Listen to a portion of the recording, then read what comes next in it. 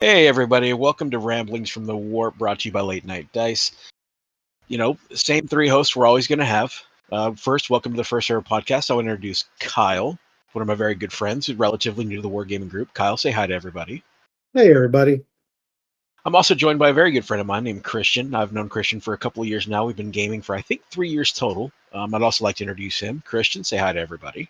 What's up, everybody? Welcome to Ramblings in the Warp. So, we're just going to talk wargaming in general. All wargaming, all of it, the painting, the hobby, the dice, the rules, the rumors, the drama. We're going to talk about everything. So this is going to go from your average, everyday painting style stuff to the Jerry Springer of gaming. And I'm going to embrace all of it. But I want to start with the new Heresy drops because I've been wanting to talk about these rumors for like 3 weeks. I got to get into this. This is my meat and potatoes. Like you guys know Heresy's my main jam. Like this is what I do. I'm not knocking any other game. Heresy's just my primary. Like this is a girl I pay bills for. So first question. So Kyle, you're the newest gamer here, so I'm gonna ask you, what did you think about the actual cinematic trailer? Well, I have to say it looked really badass, and I'm really tempted to find this series that GW has put together to watch because it looks really good, and I kind of want to watch more of it. I want more.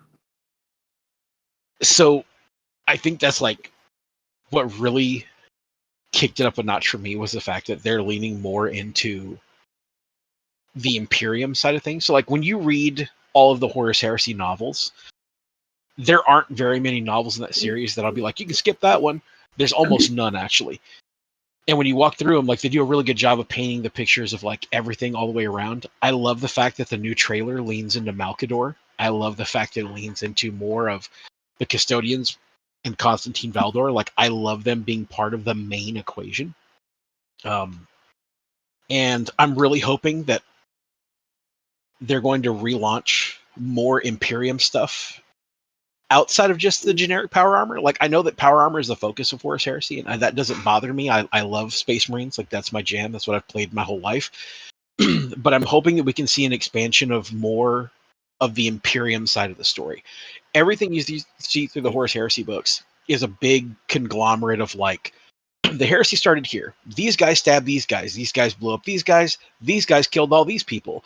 These guys are running around doing this. And like, not once do they actually sit down and show you like a really in-depth perception of what it's like to actually be on Terra during the war if you weren't Rogaldorn. Like, they don't really go into it. They talk about it a little bit whenever like some things happen in the books. I'm not going to ruin it for anybody because like spoilers are a bitch. But I love the fact that the trailer involves a Malkador because he's one of my favorite like side saddle characters that doesn't have a model, doesn't really have a whole lot of like crazy in-game, presence. And I'm really hoping that that's kind of a doorway in. I'd love to see a Malkador model. I know that would be crazy overpowered. I know it'd be absolutely nuts. It's like asking for the Emperor, but I kind of want to see it. So on that note, looking at that trailer, one thing I guess that I don't know if a lot of people have caught, or even if it's a thing, but almost everything that we saw in that trailer during the previews of the live stream, GW was hinting at, hey, did you see this? Did you see this in the background? Like hinting at more models to come. So we might actually finally get a Malkador model because he was in the trailer. Almost everything in that trailer, down to the sentry guns. I forgot what those are called, Gabe. The Iron Warriors sentry gun that I guess they're coming in that box. Also, I forget what they're called. The word you're looking for is tarantula sentry turrets. Yeah, there, that one right there. So, and those are probably getting new rules. They showed off that model with a bunch of its guns. Yeah, like almost everything in that trailer they had a model for. So, I look forward to that, especially with Custodes. So on that, like, I'm kind of excited for that too, because Games Workshop has a really good habit of, if they put something in a starter box, it has a reason to be in the game. And Tarantula Sentries are one of those models that are like really cool. Like if you go all the way back even to like the old Dawn of War games, like you had the little heavy bolter turrets that turned into like missile launcher turrets. They were amazing. You were like, oh, they're awesome. They're going to automate it, shoot everything. It's going to be great. And then you actually play Heresy and you're like, wow, they hit on fives. This is terrible. As a matter of fact, I've only ever seen one person play with Tarantula turrets. And it was in a Death Guard army, which I was like, okay, neat. I don't understand the function. And then he looked at me and said, I don't understand the function either. But there was cheap points and it's more las cannons. And I was like, okay, fair. Fair, right? Like you had like 60, 70 points left over. You're like, I know what we'll do. We're going to put some las cannons in here that hit worse than guardsmen. But it's las cannons. And if it hits, it'll be nice. Yeah, it's like playing Baccarat. But I think what else I really like is they themed out the armies very lore accurate. So you guys have been listening to me for like a year talk about how much I love Saturnines. I love these dopey armored, deviled egg looking like siege demons. I love them. I've always loved them. I've wanted a reason to play my Saturnines that I have because I still have my original, like Rogue Trader era Saturnines. I love the fact that they broke it down to where Iron Warriors are the Siege Legion. They're going to be the Legion that's going to be up in the trenches, in the business, doing the craziness. The Salamanders, lore-wise, Saturnine armor was like really robust and really crazy and big, and everyone's like, this stuff is over the top, unneeded. And Vulcan was like, nah, we're going to keep it. It looks like it's going to be fun to do hood rat shit with my friends in. So Vulcan actually kept all the technology to do Saturnines, and then when they started coming across more and more species that kind of push the boundaries of armor, they were like, man, it'd be really cool if we had something that was like a dreadnought, but not quite a dreadnought. And Vulcan's like, bring up the Chevelle, I got some in the trunk. And rolled in with these Saturnines, right? These deviled egg Marines. And they started spreading the wealth and the heresy, giving them to other people. He's like, hey, you know what kills Marines really good? Really big, thick, armored Marines.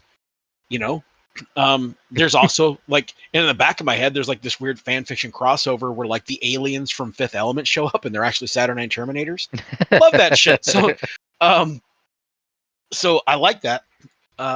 I'm not gonna lie, that Saturnine Dreadnought looks chunky. It does look chunky. That's the one thing I was gonna say. Even playing 40K, I didn't even know what a Saturnine was, but the reason I liked it was because it looked like the Adeptus Custodes, their Dreadnought, almost the same shoulder pads, and that's why I like the model. It looks really cool. So a couple of my friends over at the Horus Heresy Accountability Buddies podcast, we talked about it.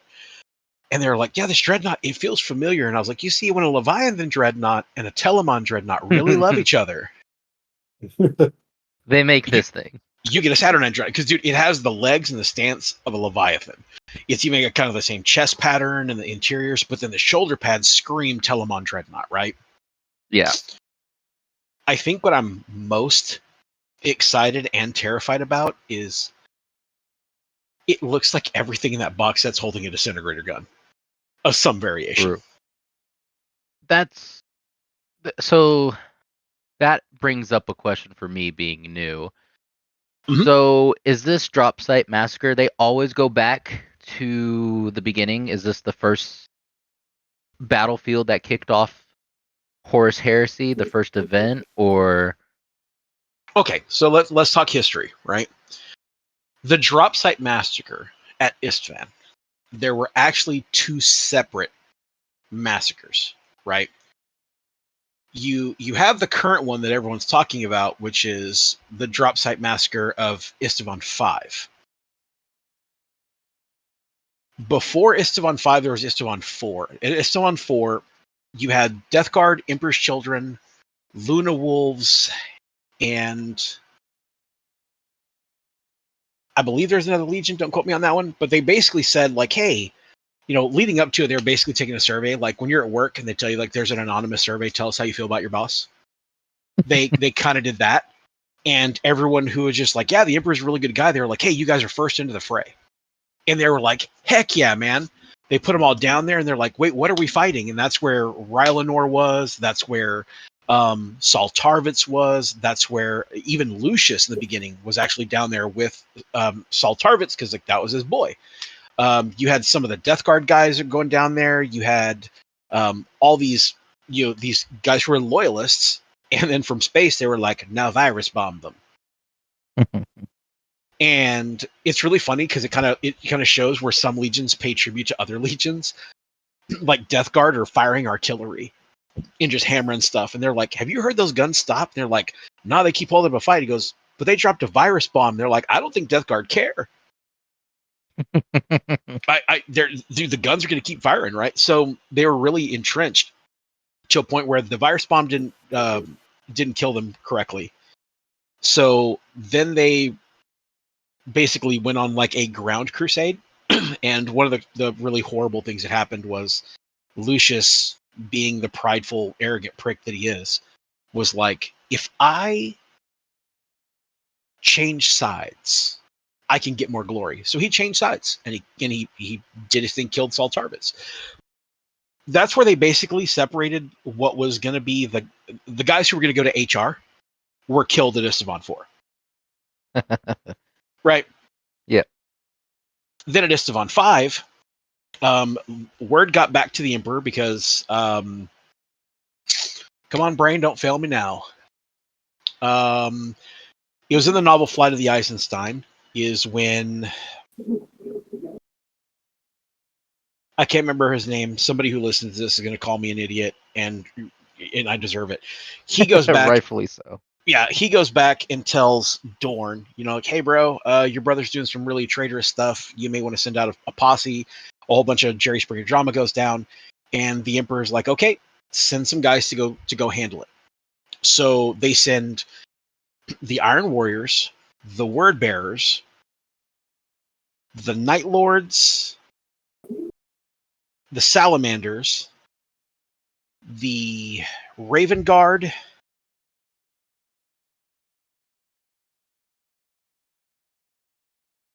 Sound like the Emperor just threw the kitchen sink at him and said, "Handle it." Right. So, and the Emperor's children were there because they were already, the Emperor's children. The Emperor was like, "Hey, send 6 legions to crush the 3." Right.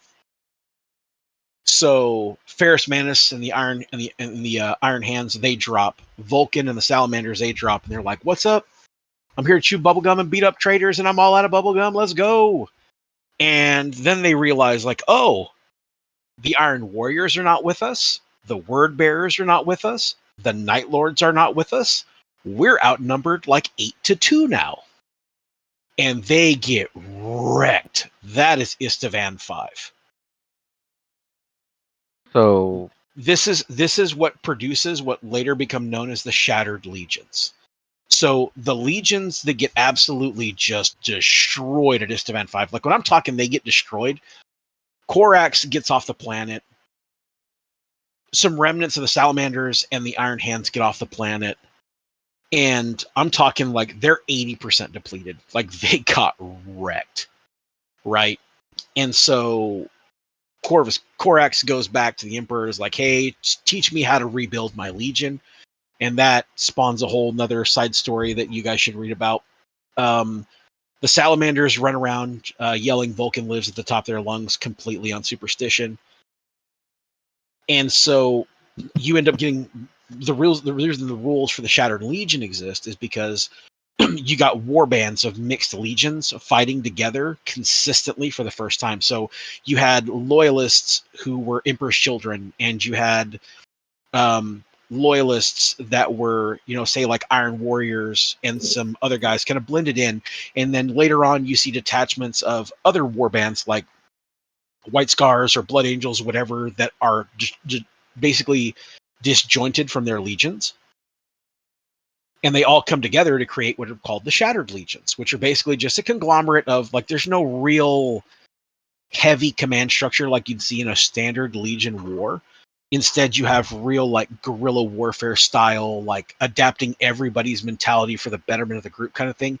It really kind of lays the foundation for what you expect Death Watch to be in the 40K universe. Okay. Right? So that's Istvan 5. Now, the cool thing about Horus Heresy is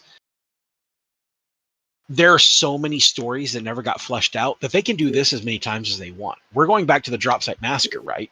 So this is our chance to go back and be like, hey, you guys want more Marines? Cool. Let's give you Mark IIs. Let's give you Saturn IX. Let's give you disintegrator rifles.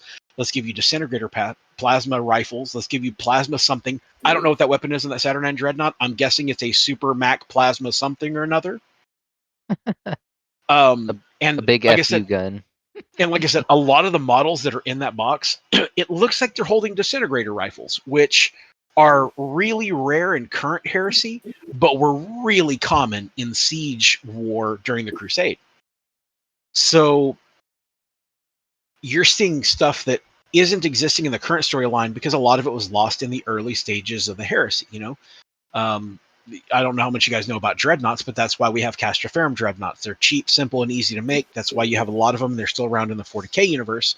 And then Contemptors and Leviathans and Derrideos are like relics because they were prevalent very early in the Heresy, so they got wiped out really early in the Heresy. I'm excited for new gun profiles. I'm excited for new guns.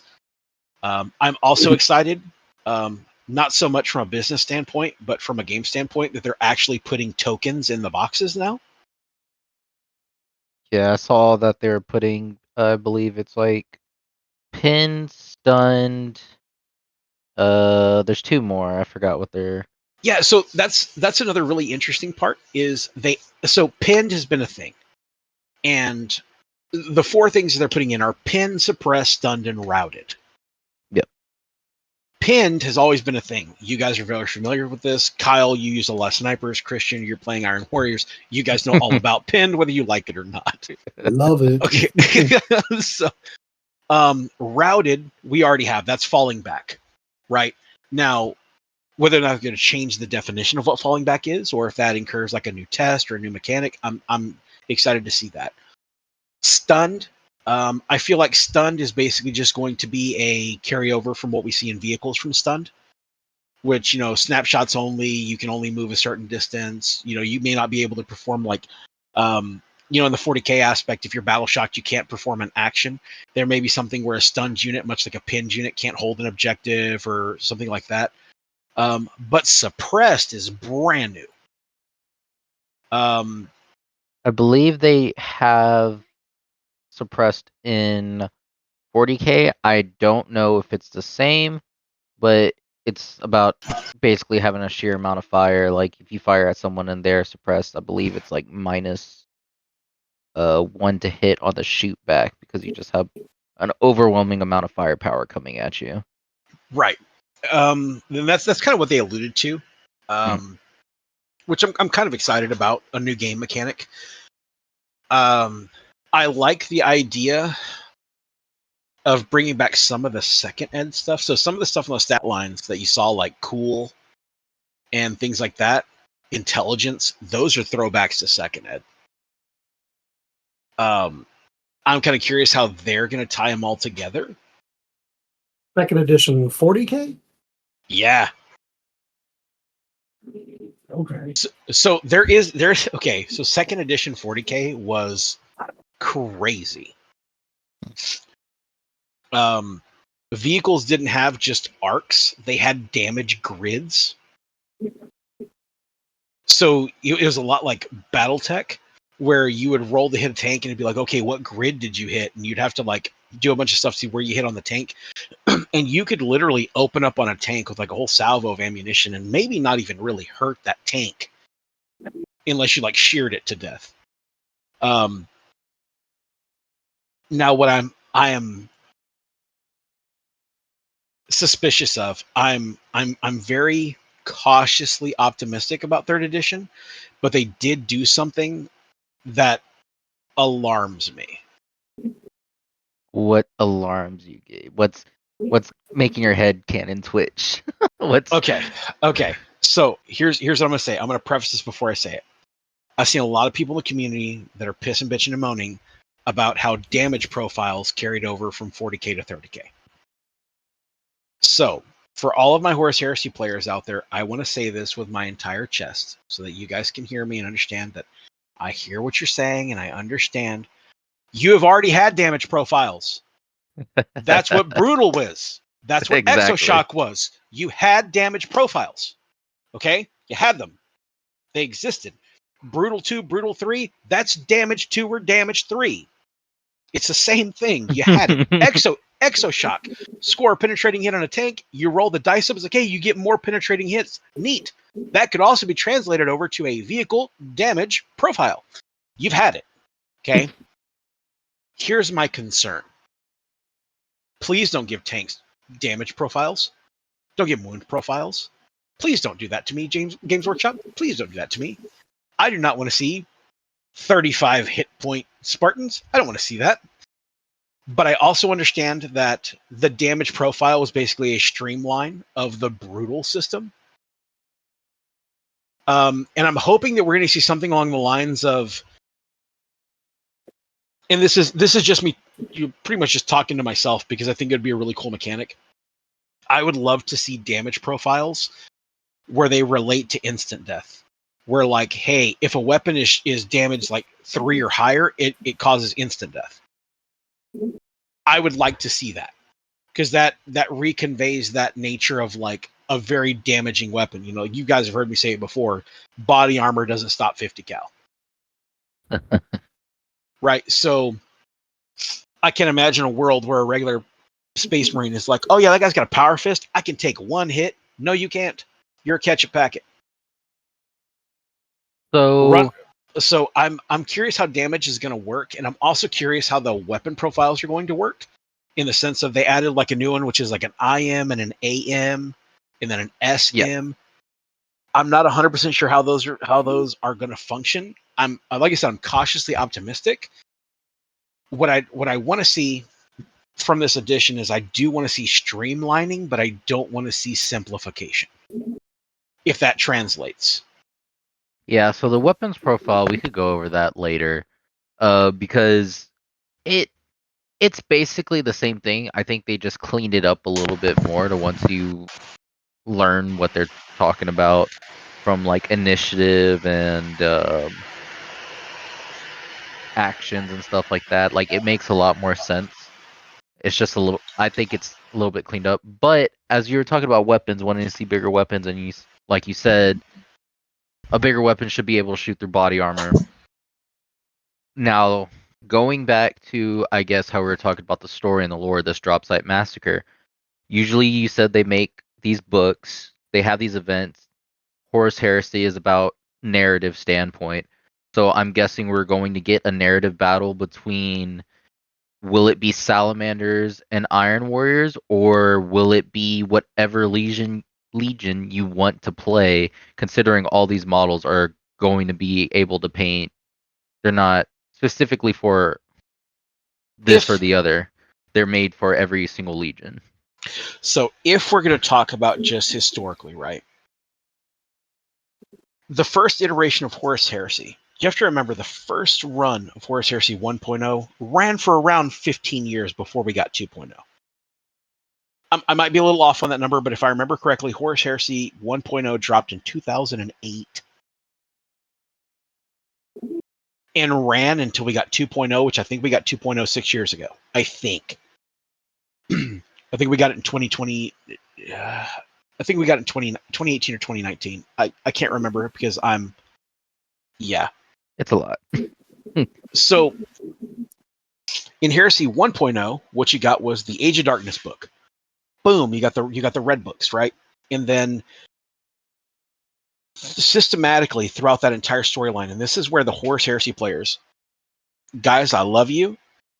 You're not war gamers, you're historical reenactivists. Come to peace with it. It's okay. You're not going out into a field and dressing up as Confederate soldiers, but you're essentially doing the same with your models, and it's okay. It's great to admit that to yourself. The reason I say that is because it took, I think, the last production book. You know, I have the books here.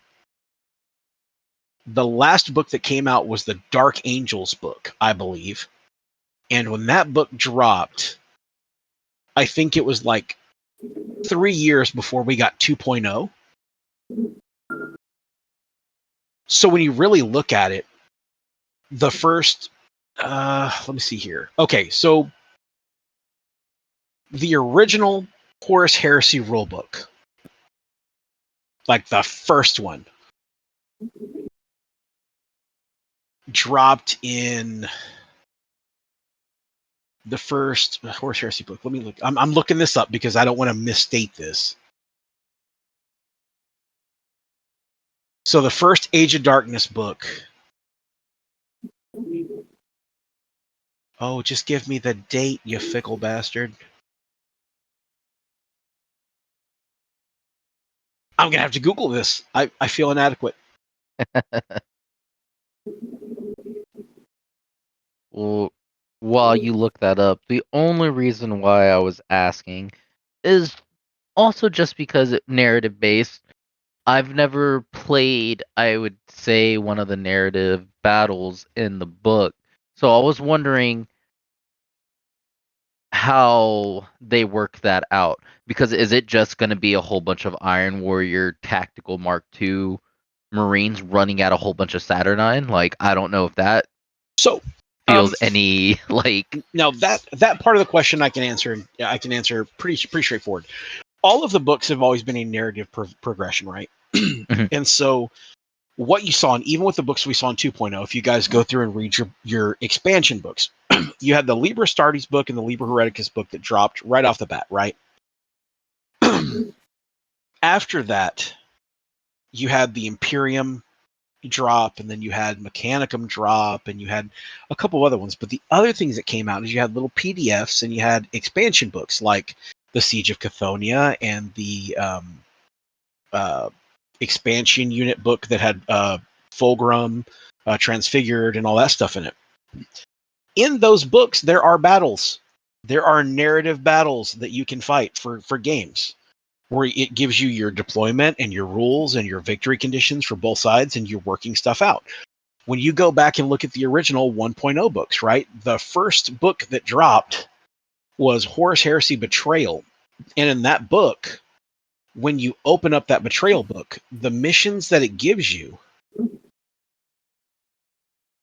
is literally, that's the first Crusade book where it goes over all of the Marine rules and everything else. That's the initial book where they say, hey, there's a heresy on. The very next book that came out was called Massacre. Massacre legit had missions for you to play out the Istvan fight, what we're seeing right now. It was there. What they're doing now, which I think is really, really cool, is they're fleshing out that storyline to where now you can go back and they're saying, okay, we're going back to Istvan, but we're going to talk about the weapons of the Dark Age that we lost. We're going to talk about more of the battle that we didn't see. Because in 1.0, they focused a lot on Fulgrim versus Ferrus Manus. They really fleshed out that two brothers killing each other that really loved each other, and Fulgrim might have loved stuff a little bit too much. They really fleshed that out. But we didn't hear a lot about what happened with the Salamanders on the ground. We didn't hear a lot about the Iron Warriors on the ground. Now you're going to. And so you are going to see a progression of the storyline, just like we saw it in 2.0 as well, where they progressed from Siege of Cathonia all the way up until the Siege of Terra, right? That's why your 2.0 launch was Sons of Horus and Imperial Fists. That was the Siege of Terra.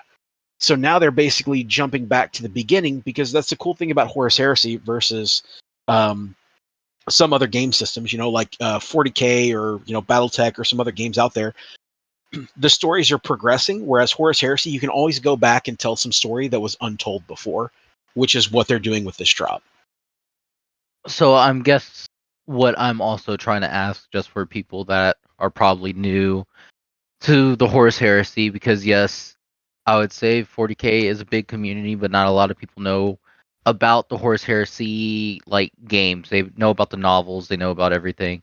But coming into this game, if someone's brand new coming into 3.0, they're going to be able to pick up this box, and they're just going to be able either to reenact it themselves or with a friend, just have a one-on-one lore-driven narrative battle of this battle, basically.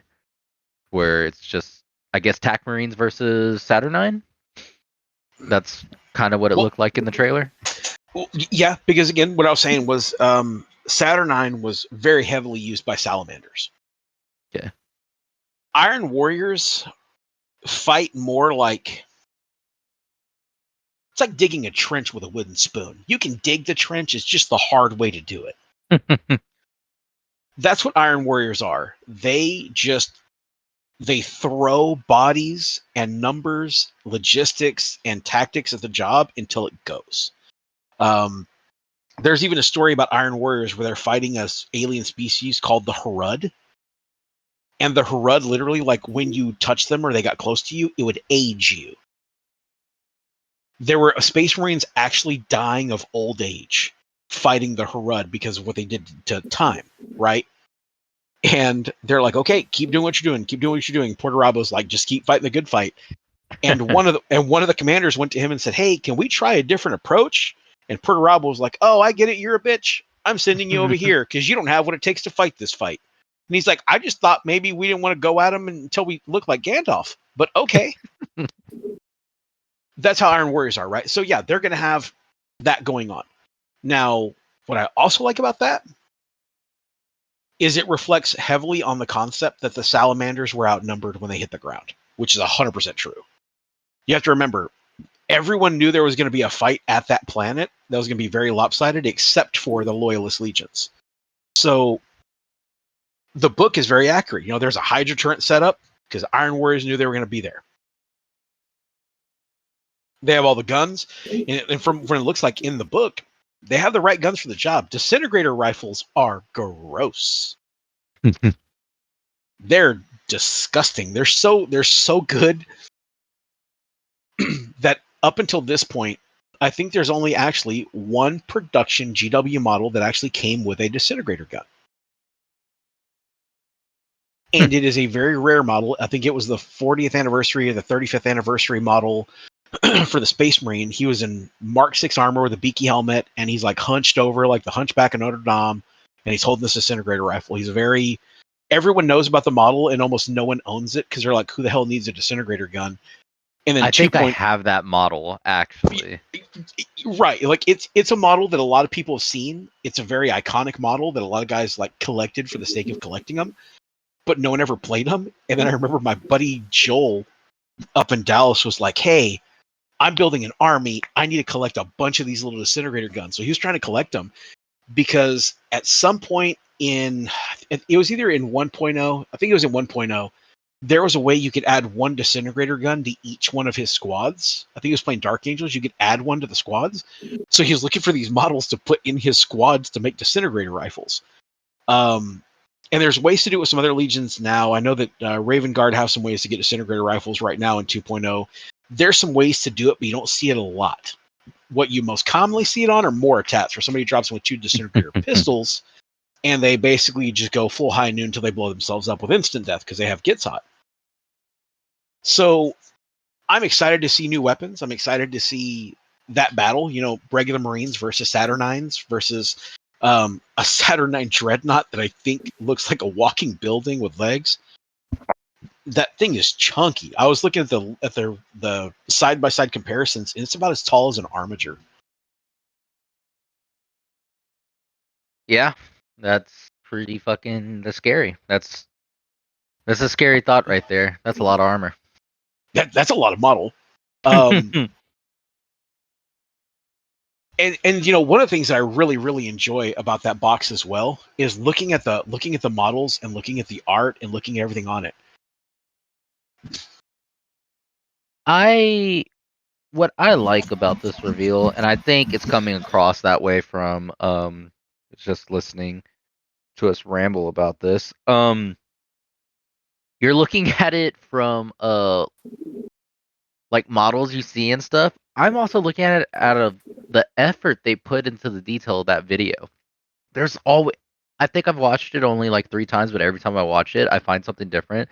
Like earlier today when I watched it, just a little, I just noticed, I was like, oh look, they deep striked in. They teleported in the Saturnine. I was like, oh, so that's gonna be one of their rules. I was like, none of the I think they were like drop pods are coming back, and the Iron Warriors came in on drop pods. So I thought that was a cool little touch. Like, so and the thing is, it all kind of intertwines, right? And that's what I'm really liking about the direction Games Workshop is going in now.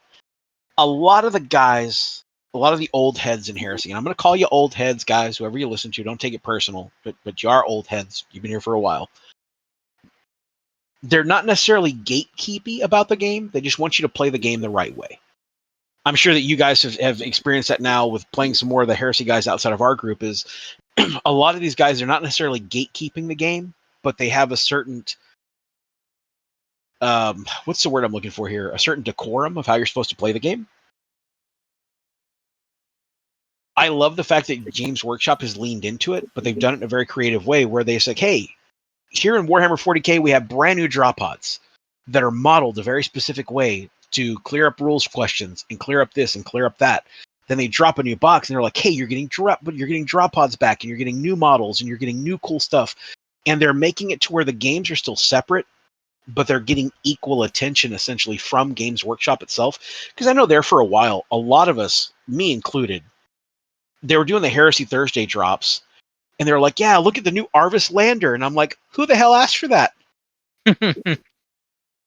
I've been playing Heresy for years, and I've never actually seen an Arvis Lander in person. I've never seen one played. Then the next thing they were like, hey, guys, and guess what? Here's a new Hydra turret with missiles. And I'm like, literally, the only wing I have never seen anyone take. I've never seen that model in my life. I've played against Tarantula turrets once.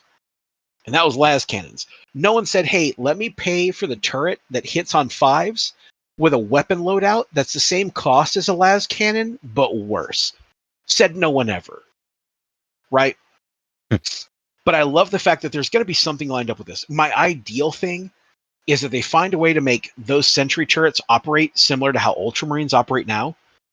I would love to see where it operates kind of like a coaxial weapon does for a tank. So right now in our 2.0 rules, weapons like the Kratos battle tank, there's an autocannon and there's the main battle cannon. If the autocannon hits a target, then that bigger cannon is +1 to hit because the coaxial hit it. I would love to see that kind of interlocking fire with sentry guns and troops on the ground. Where if the troops hit it, they give a +1 to the gun, or if the gun hits it, it gives a +1 to the troops. I would love to see that kind of a benefit where the Hydra isn't oppressive, but it's game functional. That's what I'd love to see. Now, are those things manned or are they controlled? They're 'Cause now completely, they're completely automated. The current rules for them, that's part of the reason why they're not widely used, is they're automated. And the way their rules work is you deploy them out on the field. They're ballistic skill 2, and they must shoot at the closest enemy unit at all times. They go to straight program behavior. Ooh, so you're saying that we could possibly get like something like a Warsmith with a Cortex controller or something, maybe that could actually like use it. Well, That would be like a cool rule. we might be able to do that, or interlocking fire. Like, we'll see something cool with it being in the starter box. That's really cool. While I'm on that topic, for people getting into Horus Heresy, and I cannot stress this enough, if you're looking to go getting into Horus Heresy, if you're looking to play the game, do not wait for this box to drop to do it. Go buy the Age of Darkness box that is out right now. Now, I know it comes with a rule book that's going to be invalidated within the next like 3 or 4 months, for maybe 6 months, whenever Games Workshop actually drops this beautiful line of new models that they're about to put out, right? That Age of Darkness box still has 40 Marines in it, 10 Terminators in it, 2 Praetors in it, a Contemptor Dreadnought in it, and a Spartan Assault Tank in it. I can tell you from every bone in my body, you will never have enough bodies to flesh out every idea you have in this game. And considering that also in the preview, Games Workshop stated that with Horus Heresy, they are they're lifting up the limitations for the game, which is kind of weird saying because I didn't think Horus Heresy was that limited like 40K. I thought they let you build your army however you want, but apparently their words exactly is there's fewer limitations on your army composition, allowing you to build whatever thematic force in mind. So unlike 40K, you could go out and buy that Age of Darkness box and it's gonna work for any legion you want, any game. They're not gonna take it away. You can build what you want. So I honestly think you're right, and that's probably one of the best deals. Well, and so here's the other thing too, right? And this is one of the things I with Kyle. The Age of Darkness box is how I got Kyle into the game. I went to an event here in San Antonio, and one of the prizes I got was an Age of Darkness box. And the guys who ran it were like, "Hey, we know you don't need this box." And I was like, "Oh, I don't need it, but I'm going to gift it to a friend." They're like, "Oh, good. We just didn't want you to eBay it." Right. That was their main concern, is they didn't want me to see me turn around and just like sell the award. And I was like, no, not at all. I always use, like, and you guys know this as well. Like, you guys have said, "Hey, I'm looking at this." I'm like, hey man, I try to throw a model here and there at some people when they want one. I hear you talk about like, "Man, I'm really looking at getting this model." And I'm like, you know what? Let me get that for one of my boys. So the Age of Darkness box, I gave it to Kyle and I said, "Hey, pick a Legion and we're going to build it out of this box." And I chose Death Guard. All right. Yep. Default Legion number 2. So coming from the Blueberry himself. Hey, I've been playing my army for 35 years, son. Get in line. So what I love about that box, though, is it links up with all the stuff they've produced, right? So you can buy the Age of Darkness box, and then you can go into your local store and say, "Hey, can I get a box of special weapons?" They fit on the bodies in that box. You can go to your local store and say, "Hey, can I get that heavy weapon sprue kit?" And they fit on the models that are in that box. That's fantastic design work from Games Workshop side to say that, hey, the plasma guns that are in that box will fit our new Mark IIIs. They will fit our new Mark VIs. All the stuff in the Age of Darkness box can be customized out of what's in those side sprues. And it comes with a couple of Praetors. It comes with a Contemptor Dreadnought, which right now in the current rule set is the best pound for pound, point for point value you get on a model. I don't care what anybody says. A Contemptor is the best bang for your buck points-wise than anything else in the game, and it's in that box. That box has at least double its value from what you'll buy it off of a shelf. And if you're trying to get into the hobby right now and you're trying to actually collect an army and you want to get ready for the 2.0 drop, 3.0. Those 2 boxes will. the 3.0. That one Age of Darkness box will give you enough bodies to build up whatever you're going to build. You're always going to need more tactical squads, more support squads, a close combat squad, a despoiler squad. You're going to need bodies. And between these 2 boxes, you can put up 3,000 points. Yeah. And right. Just to like hit at home how much we move about that, me and Kyle being new players, we both started on different armies. He started on Death Guard, I started on Custodes.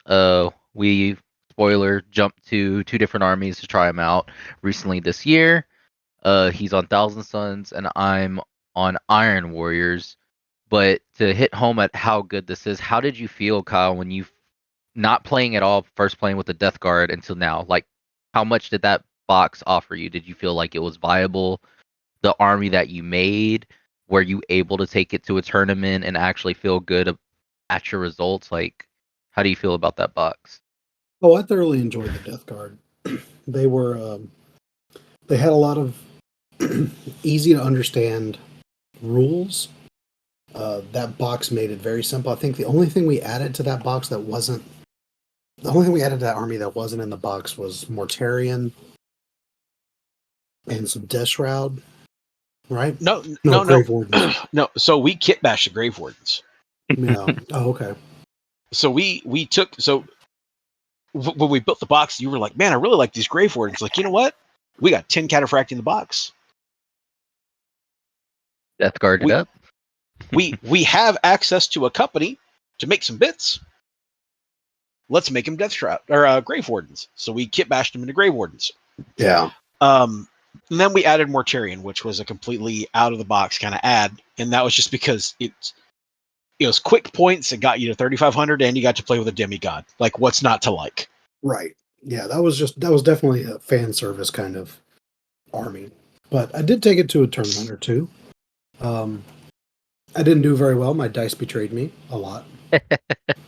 So much to the point that I got the Just Roll Better Bro award, which was a mug full of dice, and those dice betray me consistently till today. My Death Guard dice are trash. But it gave me enough understanding that I was like, oh, okay. Now I think I'm ready for something a little bit more complicated. And going true to form, I went to the deep end, straight for Thousand Suns. Yeah.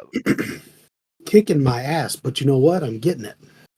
Yeah, you legit went from training wheels to flying a jet. Yeah. That because even when you and I were first like crafting the list for the Thousand Suns, you were like, "Hey, so how do these guys work?" And I was like, "I'm reading. I'll tell you in a minute." Yeah. And Yeah. that's the thing about it too. When we talk about pound for pound good models, when you're talking about the Contemptor and everything, we're saying that like that's literally a model you can put on there if you want to, run it up, shoot at stuff, you're gonna kill stuff, it's durable. A lot of stuff that came in that box is durable, you can play with. It's not hard at all to understand what to do with these models. But yeah, jumping to something like Thousand Suns where you have a whole nother phase, you have interlooping psychic powers and stuff, it gets pretty crazy. You got the I'll jank on top of the jank on top of the jank. It is so much fun. yeah, and that's like when I was telling you when we were making the list, and you were like, hey, what do you think I need? And I'm like, flashcards. You need flashcards. There's a lot going on here. You need flashcards. You need a college degree to play Thousand Suns. Yeah. Yeah, it You need almost to pay reminds more me. attention. It almost reminds me of You do that with pin. Death Guard. It reminds me of that pin John gave me at Adepticon, where it's just like, oh, you're an Ultramarines player, have this pin. And it's like, this calls for an Excel spreadsheet. Thousand Suns call for an Excel spreadsheet. I have one. Yeah, And I know you forgot do. So I played the the other, entire tournament without it because I forgot it. so and the other thing, like talking about certain models like Contemptors, right? So going back to that Age of Darkness box, I think I've played in like 12 major events since 2.0 dropped. In those events, across the Space Marine armies I played against, I've played against 2 that did not have a Contemptor Dreadnought in it. One of them was Duncan's World Eaters, where he put 60 Ravagers inside 6 Land Raiders and just ran at me. That was pure gimmick list. Pure gimmick, pure gimmick list, and was unhinged and hilarious. The second one was against that all scout abomination that Seth made. They were both gimmick armies. Those were the only 2 that did not have Contemptors in them, or dreadnoughts of some kind. But all of them had Contemptors that I've ever played against. Every list ever has had one, if not 2. So if you're going to play Heresy, do not shy away from the Age of Darkness box. Get the box. You'll have the bodies. You'll have all this stuff. Along with that, one of the other things that I love about this new drop, and this has been a thing I've been talking about for Heresy for a long time, I love that we're getting more plastic. You're getting Rapier battery crews in plastic. You're getting the new Saturnines, which are new to this edition. You're getting the Mark II Marines. You're getting the new guns. You're getting new Hydra turrets. You got new drop pods dropping. They dropped the damn Fell Blade in plastic. And that's another thing people were talking about is most of the stuff that was in Horus 30K, the Heresy, people were noticing that they weren't restocking a lot of it. People didn't know if that was because a new edition was on the rise or they were just doing away with it or anything. I think that's a confirmation now that we could say likely it was because they're prepping for this edition, and as they shown the books that are coming out there, everyone's going to have roles, I think, at the start of the game except for Custodes. But yeah, supposedly almost everything's coming into plastic now. Like Heresy is getting converted into plastic. Well, and so that's something we've been looking at for a long time, right? At least I know I have. I know I'm not one of the old school Heresy players. Like I'm by no means an OG Heresy player. The reason I'm not an OG Heresy player was because the minimum bar to get into Heresy was so high when it was Forge World exclusive that you basically had to be rolling it in to play Heresy. It wasn't like 40K where you can go and like, oh, a new starter box is out for like $90. I'll buy that and I'll slowly add squads here and there. Nope. A 5-man squad of Marines from Forge World with the weapons you needed was like $95. And you were like, dude, this is way too expensive. The other thing is, and I will die on this hill, resin is more difficult to work with than plastic. I will die on that hill. Half the reason I was excited about a plastic fell blade is because I have a resin one.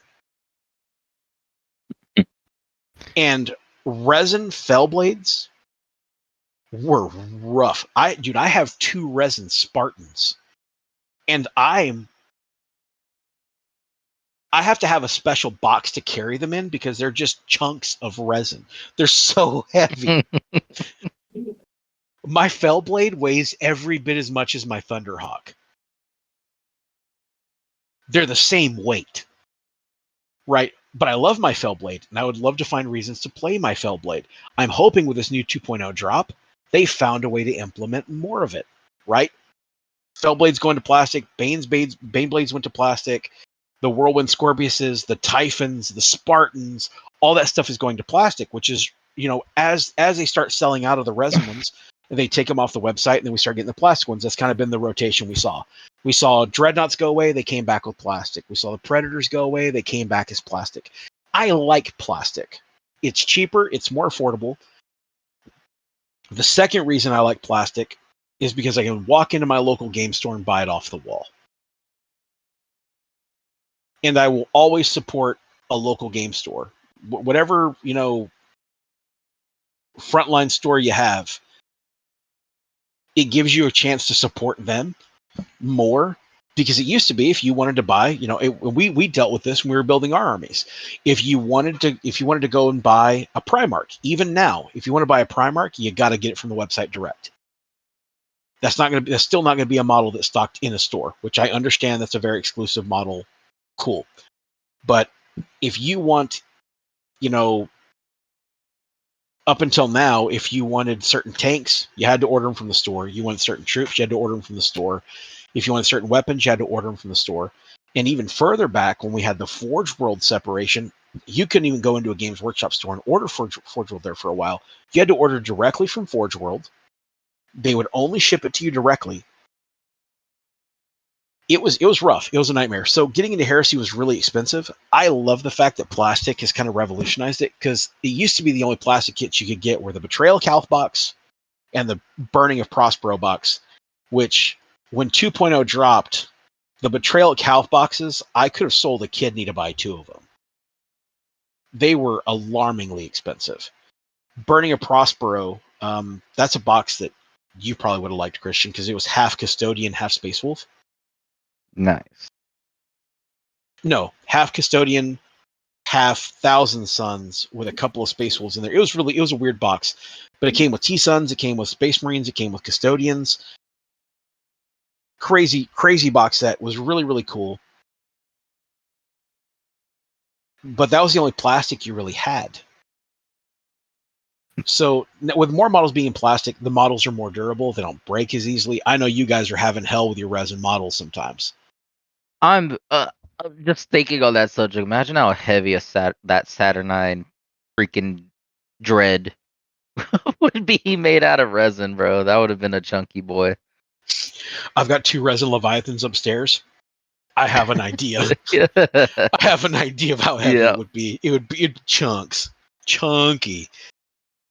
So I guess here's my question for you guys, since you are newer players. What do you want to get out of the new edition versus what you're seeing right now in 2.0? I would like some variety. In what way? I feel like a lot of the lists are very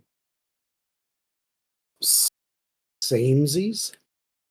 Besides gimmicks, it's like, okay, here's I need to have an answer for armor, so I'm going to bring a squad of las cannons. My guys need to move, so here's a Proteus or a Rhino. I don't know what all the world has in store, but I like to see something cool, something new that I haven't seen before. I like the idea of these disintegrator rifles, or what you called them. Yep, I did. Yeah. I like the thought of a new dreadnought. It'd be cool to be able to field all 3: Saturnine, Leviathan, and Contemptor, and then a Daredeo, I guess all 4. Five. What's the other one? How dare you leave off my Castroferum box knots? How dare you, sir? Actually, fuck the Daredeos. They terrify me. I still have nightmares. I still have nightmares out of Heresy at the Alamo 2024. Fuck that. I lost an entire squad of las cannons to one Daredeo plasma blast that just leveled the building I was in. God, that sucked. Christian, what about you? What are you wanting to see improved? What do you want to see different? Well, I don't know if I want to see it improve, but what I am looking forward to is how we're on the same topic of plastic. Since it is plastic now, everything going into plastic, I hope that everything now is they produce more of that line to where now with the fresh start, it's going to be easier for everyone to find the models, find the books, because I feel like that was the hardest thing. Also, besides money, even halfway through, not being an OG or anything, knowing where to look without a fresh start. Let's just Adeptus Custodes. Let's start there. I didn't really know where to look for it. It wasn't until I don't know how long, and I was like, "Oh, it's Legio Custodes. It's not Adeptus Custodes. It's not this. What book do I need to look for this?" And for me, that was hard to find. So I look forward to this new edition on a fresh start. Having that information out there for just new people to join and play, so people could actually enjoy the Heresy more. Because in a way, I know that Kyle, not to you said you want to see different things, but I kind of like that about the Heresy is we're all in tactical marine armor. We could all take the same things. Yes, we could take specific units that are different, like Death Shroud and stuff like that. But I feel like that's where the creativity of what you do with your army comes out, like your expression, like of how you play the game. Is that yes, we could all take the same things, but we could use them differently. We could. I would like to amend mine and say that I would like for at least Thousand Sons Rite of Wars to actually be good. Okay. So you're saying you just want your army to be good. You want a buff. Okay. No, it's not a buff. Okay. I literally don't have a Rite of War because the Rite of Wars that are offered to me have too much negative and not enough positive. So hang on. So first thing I'm gonna say is on the topic of Rite of Wars, I do want to see more Rites of War. My Legion has one. And can you make it good? Technically, yes, but I'd like to see more than one. What I really want to see with this new edition is technically I want to see a threefold thing. The first thing I want to see is I'm in the same kind of boat as Kyle. I want to see some of the rules streamlined so there's not such a crutch on heavy weapon teams. Because for the first time in a long time, this last event we went to, I took an army that brought no heavy weapons, and I was a one-legged man in an ass-kicking contest strapped to a wheelchair. Was not a great time. I had to play chess that entire event and was not having a great time with that list. It was so outside of my norm, but I still enjoyed playing it. It was good. It was so much harder to play without having that offset Kyle was talking about. It's like, oh, well, I know they're going to bring las cannons, so I need las cannons. I'm hoping that there's some rules to offset that. You know, things like the interceptor reaction being a free thing with augury scanners. I don't know what the fix is, but there needs to be a fix. Maybe it's only like once per turn. You can use it on an augury scanner, or maybe it's a one-time use with an augury scanner. So, I don't know, but there needs to be some fix for it, right? I think there is going to be a fix for it. I don't know what the fix is, but in the previews, if you look, and this might be a scary thing for y'all, if you look at it, it looks like they're going to like a C, like how 40K has CP. It honestly looks like they're going to that for reactions. Because if you look at the previews on one of them, it talks about I can't remember, but it talks about a praetor or someone having an ability that if you're within like 18 inches of it, it reduces the cost of the reaction. And so, Well, and that doesn't necessarily bother me. What bothers everyone right now is you can't really deep strike an army because there's a guy like me out there that everything has an augury scanner, and I get to do interceptor for free. Right. I don't know if the fix is to put an actual cost value to reactions or make it to where those augury scanners, consume an actual count towards your reactions. Like I said, I don't know what the fix is, but there needs to be a fix. Also the sergeant and artificer armor gimmick, that shit's getting old. yeah, that's the thing that I never Um, liked in old editions of 40K of where allocating wounds was kind of a thing. I forgot if it was 7th or 8th when I played, where Death Stars were a big thing, where you would have all these models running around with different armor saves and wounds, and you'll be like, I allocated to him until he has 1. I allocated to the 4-up invul and 2-up, like you could just move them around.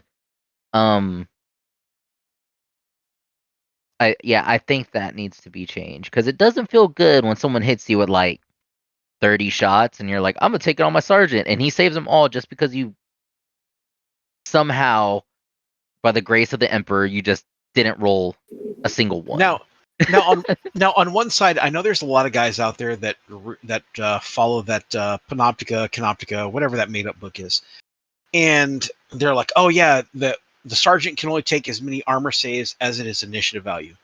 This isn't the fucking Matrix. That's not how that works either. Right? What I'd like to see realistically is it convoluted the game a little bit more, but I loved the 1.0 version of wounds were allocated closest to closest. So that I didn't mind that mechanic because it did kind of, there were, like I said, there's still a lot of guys. It's like the scatter dice argument, right? There were a lot of guys who are like, no, the arrow's pointing this way. It's literally an arrow. It tells you where to point. Quit turning the tape measure. Right? There were a lot of guys who were like, no, that's actually the closest. No, this is the closest. Well, according to the curve of the Earth and the Coriolis effect, if this model's here at this given time at this thing, and I do it the same way I do windage on a rifle, no, you're going too far. That's the closest model. Pick it the fuck up. Right? Like I understand it's the same thing with weapon arcs and vehicle arcs, right? There's always going to be like a slight argument there. So what I tell everyone is the closest to closest allocation was always really cool because if you wanted your sergeant to tank the shots, he'd have to be up front. That also meant that I could just shoot it with las cannons and your sergeant's out front. It was a self-fixing problem where you kind of wanted your sergeant up there to absorb the wounds, but you also were kind of worried somebody was just going to mag dump your squad and you're going to lose your sergeant right off the bat. And as Kyle's experienced, as you've experienced, as everyone's experienced, the difference between Leadership 7 and Leadership 8 is a lot more important than you think it is on paper. It is. And so losing that sergeant has detriments, and taking those armor saves have detriments. But it does suck whenever you're playing a list and you're like, all right, man, cool. There's, 15 wounds. And they're like, all right, let me warm up my number one MVP sergeant dice and just tank 15, 16 shots because they have a 2-up save and a feel no pain and they got Heart of the Legion. It's like, dude, just roll regular armor saves. Like, you already have the advantage of the feel no pain and everything else. Just roll armor saves. Don't be that guy. This past event we all went to, I actually rolled it all backwards. I took regular armor saves until the sergeant was last, and then I took my 2-ups on the sergeant at last. That's how I was playing them. That's what I do because my sergeants are key. So that's how I kind of did it. And so either way, I think there needs to be a fix there. The other thing I would really like to see fixed in this edition, there needs to be a way to combat the dreadnought spam.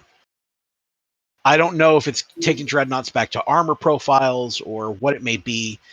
Like I said, I don't want to see vehicles going to characteristics like they are in 40K. I don't want to see vehicles with wounds and toughnesses. I don't want to see that. I love the armor mechanic. I love the glance, penetration, vehicle damage table. I love that version of Horus Heresy. But what I don't want to see happen is we just have a walking dreadnought army, which is what they've alluded to, which kind of bothers me. We already have a lot of guys that are like, oh, how come I can't run my Fury of the Legion? Well, because we don't want you to be a dick. That's the end all be all, right? Don't be a dick. So that's kind of where I am with that. I feel that Games Workshop is actually listening to everyone when it comes to 40K, 30K, everything. They're listening now. And they have a really good chance now to redo the books and the missions in a way to where, yes, you could take a full Dreadnought list, but if they do the missions and the points the right way, there would be a heavy emphasis on taking tactical Marines and infantry. Because in Heresy we do have the line units where you could only score at line units, and I feel like hopefully they push that a little bit more to where we do have some more scoring games where it's about line. Now how they take that or whatever, or even if it's just a big dreadnought list and you can't kill it and they somehow still push you over and win, I think that would hopefully they'll fix that within the missions. I don't disagree with you. I love the emphasis on line. I like there being more tactical Marines, more of that going on. I think one of the things that I genuinely dislike about current Heresy is like you've alluded to, is there's always like crazy elite units out there and there's other scoring units. I want there to be some list compositions where it's more about everyday power armor and less about like, yep, here's my squad of 10 fire drakes, sucks to suck. Here's my 3 contemptors and my Leviathan. Hopefully you could kill it. Yeah, and then the other thing too is what I'd like to see is the Heresy community kind of lump into the fold where they're not trying so hard. Like, and this is going to piss off some of our friends, and I'm going to say it out loud. Right now, the Heresy community kind of feels like that edgy emo kid, and I would really love for. Like, and the fact that you're laughing is you understand what I mean. You understand what I mean, right? Because so like how to just hit home with that is I usually play 40K. I just started playing Heresy, and when we went to this event at the Alamo GT, good event, fun event.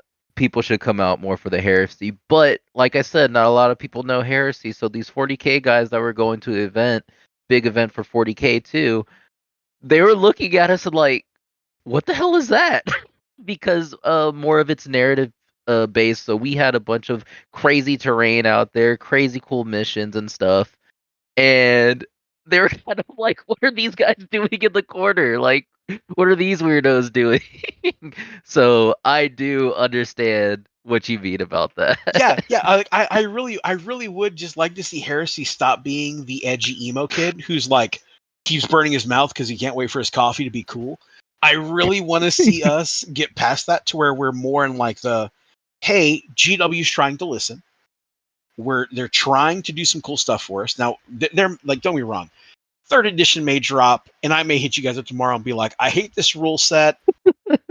I'm going back to 1.0. I don't care anymore. Like, that may be the case, right? But what I'd like to see is for the Heresy community to, like, I want them to see the game as you don't have to make it cool.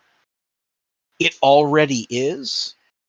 It doesn't have to be a crazy, unique experience for every single thing. Like, I know every place wants to throw their own flair on something, and I'm not against that. But I really would like to see Heresy stop being so edgy and so like, we're different because we do this, and this. You're different because the game's different. Let the game be different in its own way. Play the game as it is. Bring the same, the same mentality, the same drive, and the same passion that you have for Heresy 1.0 that you had into Heresy 2.0. Be prideful in the Legion that you play. Be prideful in the narrative that you wrote up.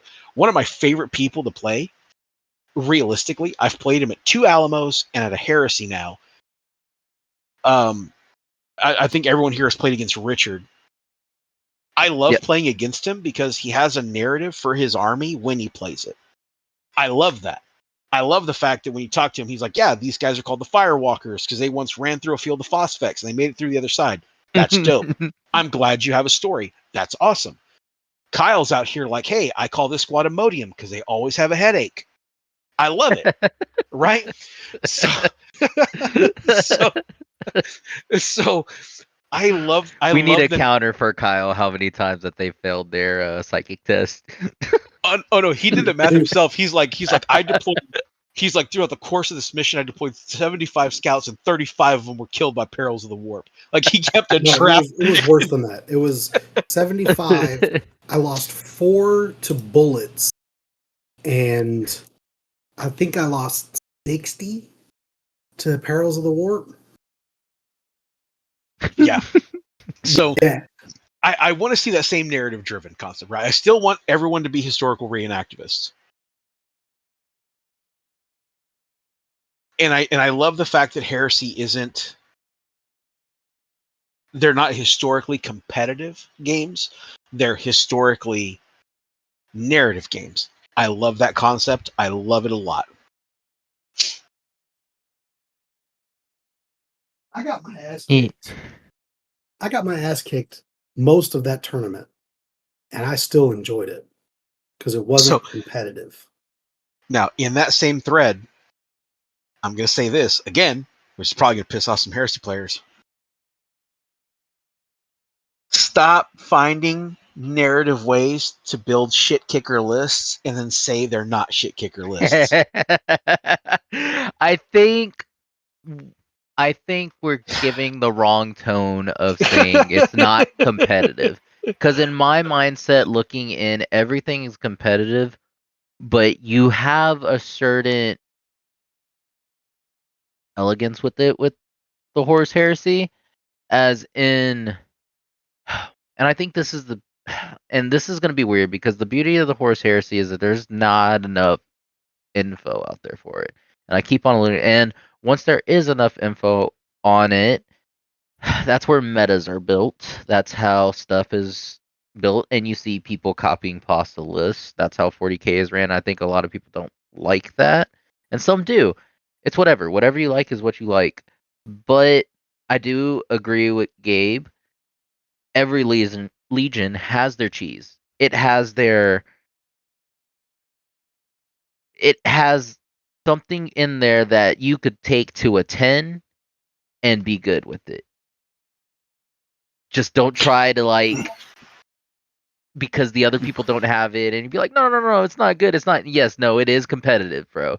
Like it is a competitive. Don't call it not competitive if you're trying some janky shit with it. I agree with you 100%. And that's what really cracks me up. Just like I've literally seen some guys who bring some lists that are genuinely not competitive lists.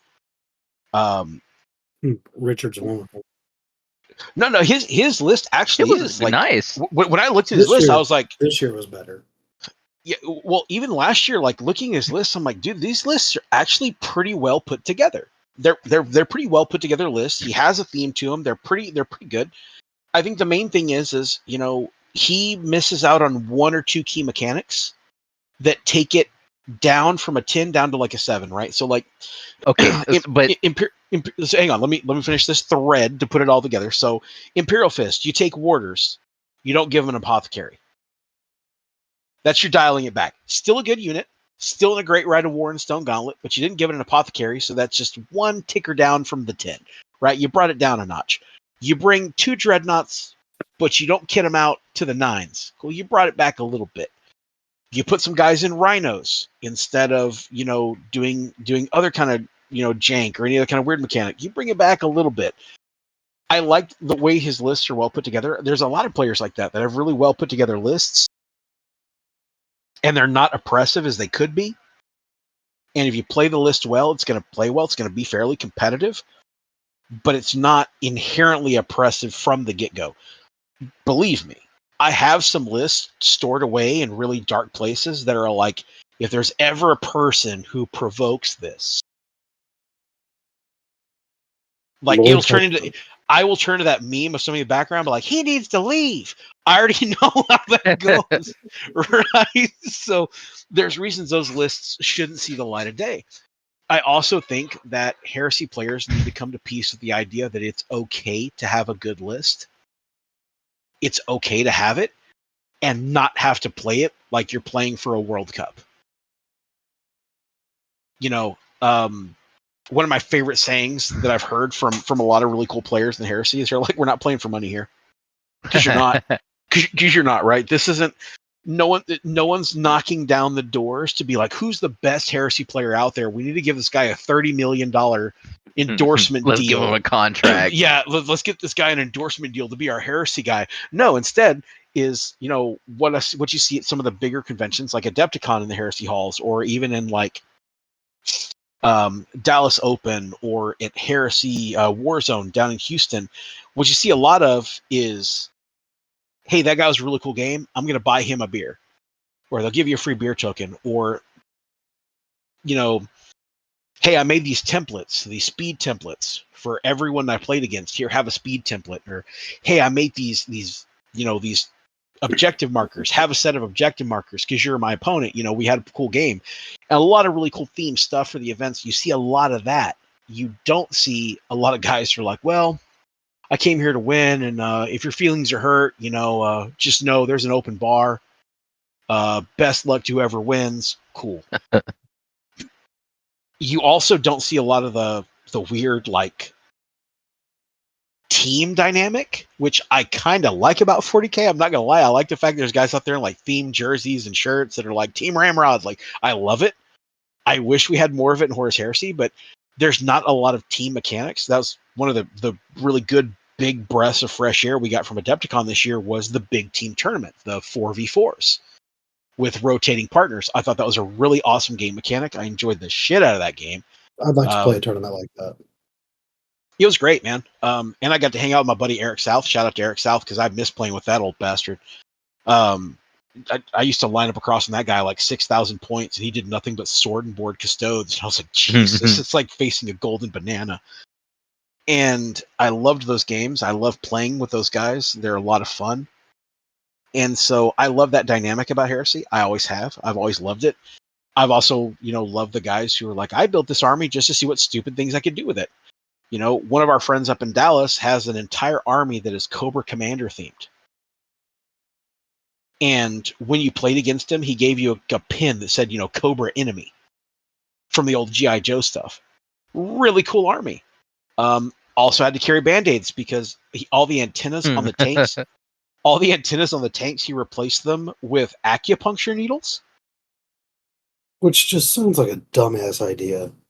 It looks great until you, like, I saw him impale his hand no less than 8 times. I was his partner in the team doubles and watched him impale. Dude, it looked like he had smallpox on his hands, where he just kept drilling these bitches like volleyballs, picking up tanks. Because it's an instinctive thing. You know, you're like, oh, the tank blew up. Cool, I'm going to pick up the tank. Ow. Hey, I got to move this tank. Ow. I'm going to pivot this turret. Ow. Every single time he was just dead palming that thing. But the army looked fantastic, right? And so I love that about the Heresy groups. I love the fact that a lot of them do a lot of stuff to do, you know, narrative stuff. I think I'm one of the only old guard that still does display boards. It kind of sucks. I show up when I have a display board, people are like, "Oh, look at this nerd," and I'm like, "Fucking, I have a display. Fuck you." So, you know, so I love having display boards for my armies, and you see a lot of that with some of the bigger stuff. And this edition's exciting. I kind of like this. And I love the fact that there's going to be a new Praetor with a Thunder Hammer and Saturnine armor. That is such a cool model. Yep. He also had like an axe, and I don't know. Yeah, it's going to be a multi-kit model. It looks like. Yeah. Yep. You know, and then there's also like for the first time ever. Thank you, GW, for finally doing this. There's a Warlord with a Power Maul. That's cool. We finally got an HQ model that's actually modeled with a Power Maul. We've always had to go buy the kits, or like Kit Bash one, or steal one from an old Chaos box. Fantastic. It came with Power Mauls. I love that. I think it's going to be a really cool launch. I think it's going to have a lot of really cool rules. I I'm sure that some of it's going to piss some people off. Somebody out there is going to be like, I don't like the fact that they took away my Legion's super overpowered thing. Oh, well, that sucks, guy. I think a fresh start for everyone is just what everyone needs. New players, old heads, everyone.